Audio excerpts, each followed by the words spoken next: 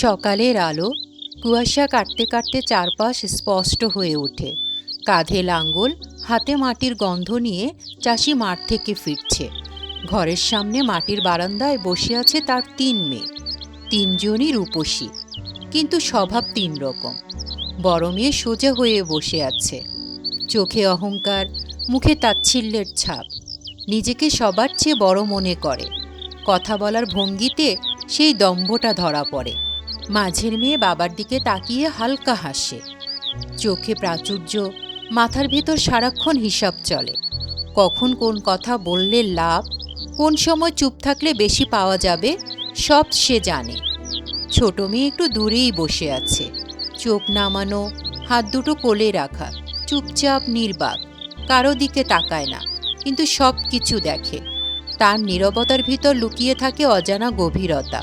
চাষি মেয়েদের দিকে তাকিয়ে দীর্ঘশ্বাস ফেলে, আকাশের দিকে তাকিয়ে ধীরে ধীরে বলে, আল্লাহ আমাকে ৩টা রূপসী মেয়ে দিচ্ছেন ঠিকই, কিন্তু রূপের সাথে যদি বুদ্ধি আর মনও সুন্দর হতো। রূপ তো একদিন ম্লান হয়ে যাবে, কিন্তু বুদ্ধি আর মন, এই দুইটাই মানুষকে মানুষ বানায়। আমি গরিব চাষি হইতে পারি, কিন্তু আমার মেয়েগুলারে আমি ভালো মানুষ হিসাবে দেখতে চাই। বাবাটা যে কি, আমার সৌন্দর্য বাবার চোখেই পড়ে না। আমি যখন আমাকে আয়নায় দেখি, আমি তো চোখই ফেরাতে পারি না। কিন্তু বাবার কথা হলো সৌন্দর্য দিয়ে হবে না, কাজ শিখতে হবে। আমাকে কেন কাজ শিখতে হবে? আমাকে এত কষ্ট করার দরকার কি? রোদে পুড়ে মাটিতে মিশে জীবন কাটানো আমার শখ না। আমার রূপই আমার সবচেয়ে বড় সম্পদ। যার এত সুন্দর রূপ আছে, সেই রূপ দিয়ে একদিন না একদিন আমি বড়লোক ঘরের বউ হবই। আমি আরামায়েশের জীবনই কাটাবো, বাবাকেও দেখিয়ে দিব রূপের থেকে বড় সম্পদ আর কিছু হতেই পারে না। তখনই দারিদ্র আর এই কষ্ট আমার ভাগ্যে থাকবে না। মেঝো মেয়ে বড় বোনের কথাগুলো মনে করে আর হাসে। শুধু সৌন্দর্য থাকলেই হবে না, সুযোগও বানাতে হয়। আমি জানি কখন কি করতে হবে, কার সামনে হাসতে হয়, কার সামনে চুপ থাকলে বেশি লাভ হয়। মানুষকে নিজের পক্ষে নিতে জানলে পৃথিবী নিজেই নিজের দরজা খুলে দেয়। আমার অহংকারী বোন এটা বুঝে না, কিন্তু আমি বুঝি। আমি সুযোগের অপেক্ষায় আছি। ছোট মেয়ে কাজ করতে করতে ভাবে, বাবার কথাই ঠিক। রূপ দিয়ে কিছু হয় না, কাজই জানতে হয়। কারণ রূপ তো একদিন যাবে। সময় গেলে আয়নার সামনে দাঁড়ালে সেই চোখ আর আগের মতো ঝিলিক থাকবে না। কিন্তু কাজ জানা থাকলে আর মন ভালো হলে মানুষটা থেকে যায়। তাই বাবার কথা মতো আমি কাজেই মন দিই। শোনো মেয়েরা, রাজ্যে একটা প্রতিযোগিতার আয়োজন করা হয়েছে, যেখানে গ্রামের সকল মেয়েরা অংশগ্রহণ করতে পারবে, এবং সকল মেয়েদের মধ্যে যে জ্ঞানী গুণী বুদ্ধিমতী প্রমাণিত হবে, রাজা তাকেই রাজরানীর মুকুট পরাবে। আমি চাই তোমরাও এই প্রতিযোগিতায় অংশগ্রহণ করো এবং নিজেদের পরখ করো। শোন মেজো আর শোন ছোট, তোরা দুইজন এই প্রতিযোগিতায় অংশগ্রহণ করিস না, কারণ আমার রূপের কাছে তোরা টিকতে পারবি না। যে যাই বলুক, আমার রূপ সৌন্দর্য দেখে রাজাকে মুগ্ধ হতেই হবে, এবং দেখবি শেষ পর্যন্ত রাজরানীর মুকুট রাজা আমাকেই পরাবে। শুধু শুধু যে তোরা লজ্জা পাবি। এবার একটু ভেবে দেখ, তোরা কি যাবি না যাবি না? শোনো আপা, রূপেরা তো বড়াই করো না।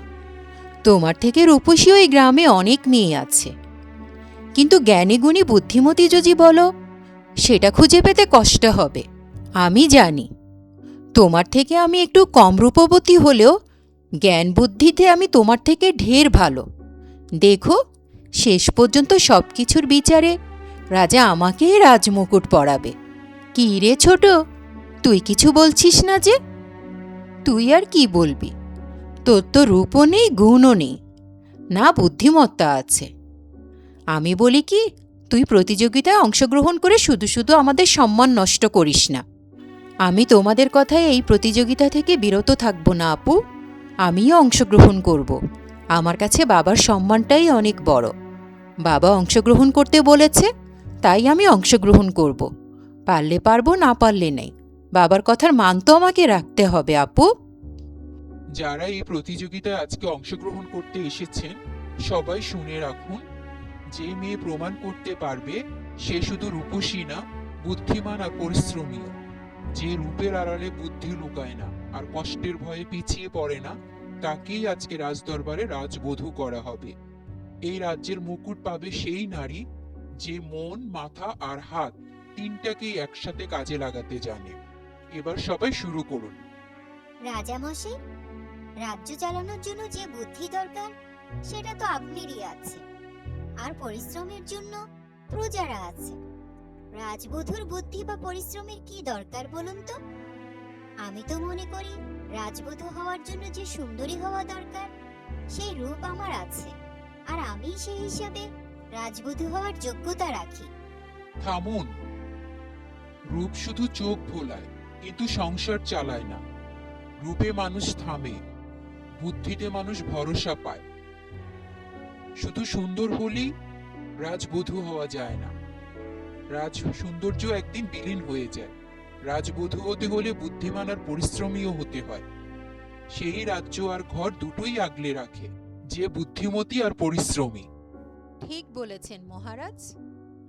আমার বোনের রূপের অহংকারের কোনো শেষ নেই, কিন্তু আমার বোনকে এটা বোঝাতে পারি না রূপ দিয়ে সবকিছু হয় না। রূপ দিয়ে কি আর রাজ্য শাসন করা যায়? আপনি আমাকে দায়িত্ব দিয়ে দেখুন, আমি সব সামলাতে পারবো মহারাজ। আমি মানুষের মন বুঝতে জানি, কথার ওজনে কাজ আদায় করতে পারি, রাজ্যের লাভ লোকসান, মানুষের ভালো মন্দ সব হিসাব আমি রাখতে পারবো। আপনি শুধু একবার সুযোগ দিন, আমি প্রমাণ করে দেখাবো আমি দুর্বল নই। আমি বুদ্ধিমতী এবং পরিশ্রমী, আমি চালাক আর যোগ্য। কথা অনেকেই বলতে পারে, দরবারে দাঁড়িয়ে মিষ্টি ভাষণ সবাই দিতে জানে, কিন্তু আমি জানতে চাই কাজে কি পারো। যে হাতে ঘাম ঝরে না সে হাতে রাজ্য টেকে না। আজ প্রমাণ চাই, শুধু প্রতিশ্রুতি নয়। বেয়াদবি না নিলে কিছু কথা বলতে পারি মহারাজ। আমি তেমন বড় কিছু জানি না, আমি দেখতে অত রূপসী নয়, আমি রাজকীয় ভাষাও জানি না, চালাকি করে কথাও বলতে পারি না, কিন্তু আমি পরিশ্রম করতে পারি, কাজ শিখতে ভয় পাই না, মানুষকে সম্মান দিতে জানি, আর বিশ্বাস করি এই সম্মানই একদিন সবচেয়ে বড় শক্তি হয়ে দাঁড়ায়। আমার বাবা এই প্রতিযোগিতায় অংশগ্রহণ করতে বলেছিল, তাই আমি এই প্রতিযোগিতায় অংশগ্রহণ করেছি। কিন্তু আমার মনে হয় না আমি রাজদরবারে রাজবধূ হওয়ার যোগ্যতা রাখি। আমি শুধু আমার বাবার সম্মান রক্ষা করার জন্যই এই প্রতিযোগিতায় এসেছি। তুমি ঠিকই বলেছ মেয়ে, তুমি আসলেই তেমন রূপসী নও। কিন্তু তুমি কি জানো, রূপ চোখে নয়, মন আর কাজে। যে নীরবে শিখতে চায়, কথার চেয়ে কাজে বিশ্বাস রাখে, এই রাজ্যের মুকুট তাকেই মানায়। যে রূপের গর্ভে নয়, মানুষ হয়ে ওঠার শক্তিতে বড়।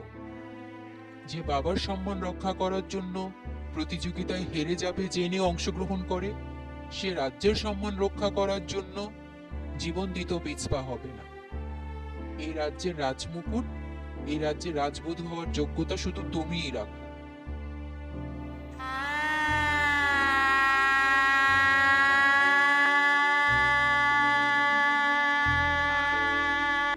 আজ আমি বুঝলাম, আমার 3 মেয়ের মধ্যে সবচেয়ে ছোট মেয়েটাই সবচেয়ে বড় মানুষ হয়ে উঠতে পেরেছে, যার গর্ভ রূপে নয়, কাজে আর মনে।